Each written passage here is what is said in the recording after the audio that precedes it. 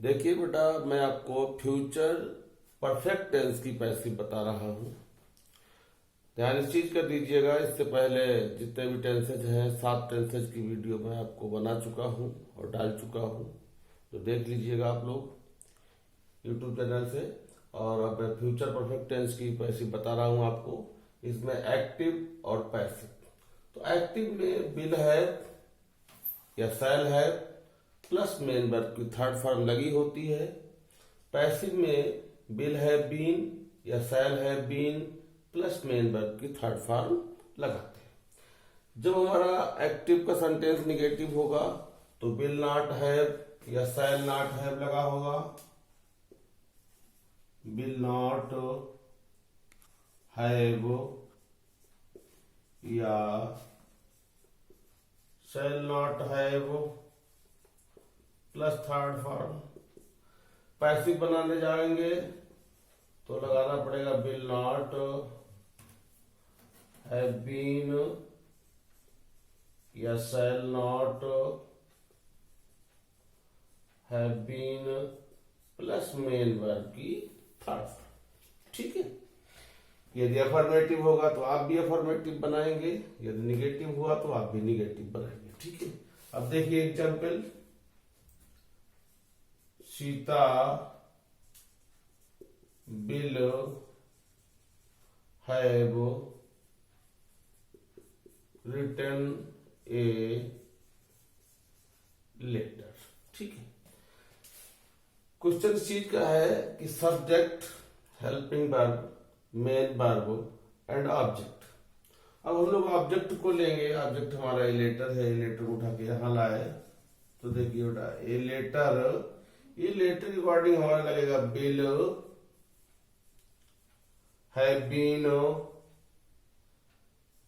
Main verb की third form written by करके सीता। एक तरीका आपको सीखना है, मेथड आपको सीखना है। ठीक है। सेंटेंस तो कुछ भी हो सकता है, आप उसको बड़ी आसानी से पैसिव बना सकते हैं। There is no problem. ठीक है। अब देखिए निगेटिव हुआ तो आप निगेटिव बना लेंगे। जैसे he will not have done his work. ठीक है। ऑब्जेक्ट आपका क्या है? हिज वर्क है, तो हिज वर्क को सबसे पहले लाए। हिज वर्क, उसके अकॉर्डिंग विल लगेगा। यहां नॉट, आप भी नॉट का यूज करिए। Will not, his work will not have been done by करके ही का हिम। ठीक है। इस तरीके से देखिए मैं आपको इंटरोगेटिव बताता हूं जिसमें आपका हेल्पिंग वर्ब पहले होगा। तो देखिएगा will they not have completed the work. Interrogative. Object आपने देखा, ऑब्जेक्ट आपको क्या है? द वर्क है। उसके अकॉर्डिंग आप बिल सबसे पहले लगाएंगे। Bill the work. ठीक है।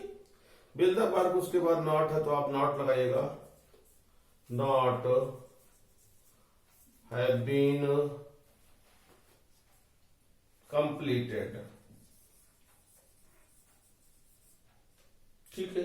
और बाय करके देम, दे करके आ जाएगा देम।